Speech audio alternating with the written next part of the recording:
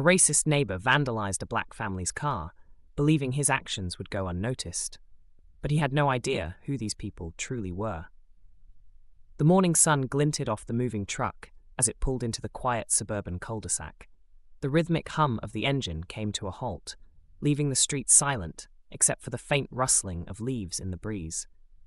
A sleek silver SUV followed closely behind, parking neatly in the driveway of a modest two-story home with a blue door and a well-maintained lawn. Elijah Walker stepped out of the driver's seat, his broad shoulders straightening as he paused to take in the view of their new home. He ran a hand over his short, neatly trimmed hair and exhaled slowly. "We're here," he said softly, a small smile playing on his lips as he turned to look at his wife, Camille, who emerged from the passenger side, stretching her arms after the long drive. "It's beautiful," Camille said, her voice filled with quiet awe. Her eyes scanned the house, taking in the large bay windows, freshly painted shutters, and the cobblestone path leading to the front door. "I can't believe we're finally here." From the back seat, their 8-year-old daughter, Nia, jumped out with boundless energy, clutching a stuffed bunny in one hand. Her dark curls bounced as she spun around, her excitement spilling over. "This is our new house?" she asked, wide-eyed. Elijah chuckled, leaning down slightly. "What do you think, Princess?" "It's so big," Nia exclaimed, running toward the house and pressing her face against one of the large windows. "Can I pick my room?" Camille laughed. "Let's get the boxes inside first," she said, grabbing a small bag from the trunk. "We have a lot to unpack before anyone starts claiming rooms." Elijah directed the movers as they began unloading the truck, but he couldn't shake the feeling that they were being watched. He glanced around the neighborhood, his gaze catching on a figure standing across the street. An older woman, perhaps in her late 60s, stood on her porch, her arms crossed tightly over her chest. She wore a faded floral blouse, and her grey hair was pulled into a neat bun. Her expression was unreadable, neither friendly nor hostile, but her gaze lingered on them for a moment too long. Elijah offered her a polite nod, but she didn't return it. Instead, she turned and stepped back into her house, closing the door with a deliberate click. He frowned, brushing off the moment as he returned to helping the movers. The day wore on as the Walkers settled into their new home. Nia darted up and down the stairs, exploring every corner, while Camille unpacked kitchen supplies and started arranging furniture. Elijah busied himself with the heavier tasks, bringing in boxes and assembling Nia's bed. He caught glimpses of the neighborhood through the windows, trimmed lawns, kids riding bikes, and a sense of orderliness that seemed perfect for raising their daughter. By mid-afternoon, Camille called them all to the dining table for a quick meal of sandwiches and lemonade. "To new beginnings," Camille said, raising her glass. "To new beginnings," Elijah echoed, clinking his glass against hers. Nia joined in, giggling as her cup of juice clinked loudly. Later that evening, as the sun dipped below the horizon, Elijah stepped outside to take in the cool evening air. The quiet was almost unsettling after the constant noise of the city, but he relished it.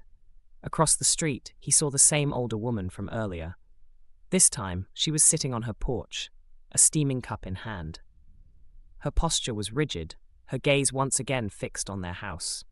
Elijah decided to cross the street. "Evening," he said warmly as he approached her gate.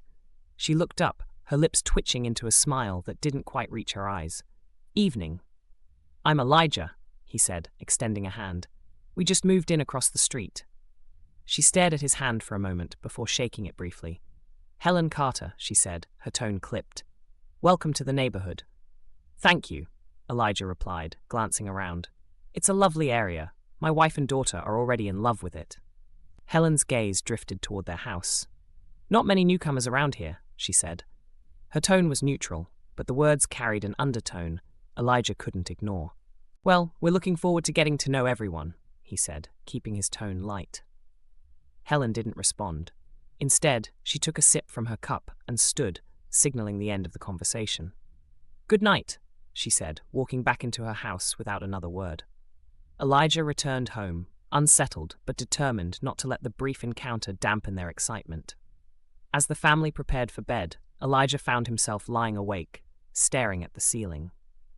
Something about Helen's demeanor lingered in his mind. The next morning, Camille's sharp voice called him to the front yard. Elijah hurried outside to find her standing on the lawn, pointing at a pile of garbage scattered across the grass. Crumpled papers, empty cans, and other debris littered their otherwise pristine yard. "What is this?" Camille asked, her tone a mix of anger and disbelief. Elijah frowned, scanning the area. "I don't know. Maybe kids messing around?" "Kids?" Camille repeated, crossing her arms. "In a neighborhood like this?" Elijah glanced across the street, but Helen's house was silent, the curtains drawn. "I'll clean it up," he said, trying to soothe her. "Let's not jump to conclusions." But as he picked up the trash, his frustration grew. This wasn't an accident. Someone had deliberately done this. And he couldn't shake the feeling that Helen's cold gaze from the previous day had something to do with it. The tension in the Walker household grew over the next few days. Camille became increasingly uneasy, her eyes darting to the windows at every sound. Naya, thankfully, remained blissfully unaware, her days filled with excitement over decorating her new room. But Elijah's gut told him that the garbage wasn't a one-time incident. He installed a security camera above the garage, hoping it would deter further harassment, or at least catch the culprit in the act. And then, just as they were starting to settle in again, it happened. Early one morning, Elijah stepped outside to find hateful words spray-painted in bold, red letters across the side of their car. His stomach turned as he stared at the crude racist message. Camille stepped outside moments later, gasping in horror. "Oh my God," she whispered. "Elijah." "I'll handle it," he said through clenched teeth, his anger simmering just below the surface. He immediately called the police, who arrived within the hour. The officer's tone was professional but detached as he took their statement. "We'll file a report," the officer said. "If you see or hear anything else, let us know." "That's it?" Elijah asked, barely containing his frustration. "A report?" The officer nodded. "Unless we catch the person in the act or have clear evidence, there's not much else we can do." As the police car pulled away, Camille placed a hand on Elijah's arm. "This isn't random," she said firmly.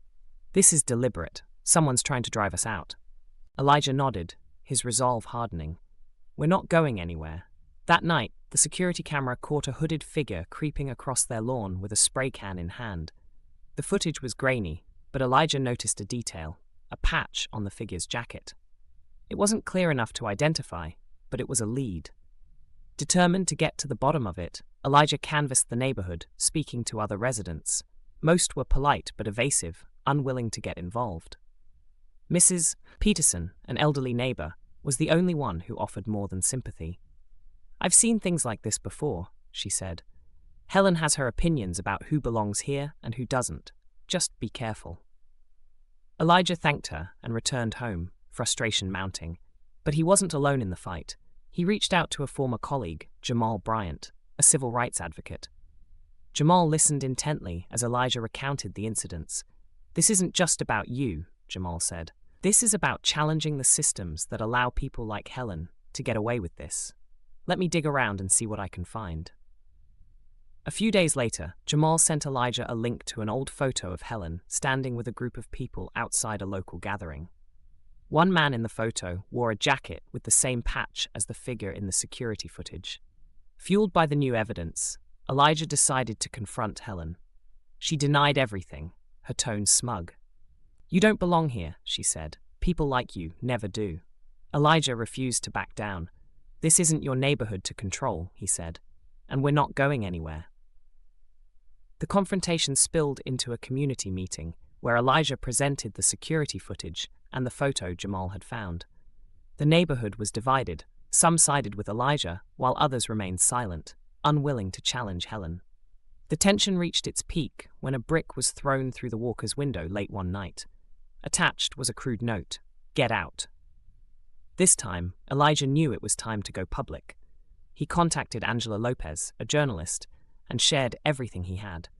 Her article exposed Helen's long history of harassing families of color and the systems that had enabled her. The story sparked outrage and support, drawing attention far beyond their neighborhood. Helen's facade of respectability crumbled as more people came forward with stories of her behavior. She issued a reluctant apology, but faced mounting pressure from local leaders and activists. For the Walkers, The journey wasn't easy. But as they sat together one evening, watching Nia play in their yard, Elijah felt a sense of peace. They had stood their ground, and their fight for justice had brought light to the darkness. The neighborhood would never be the same, but for the first time, it felt like home.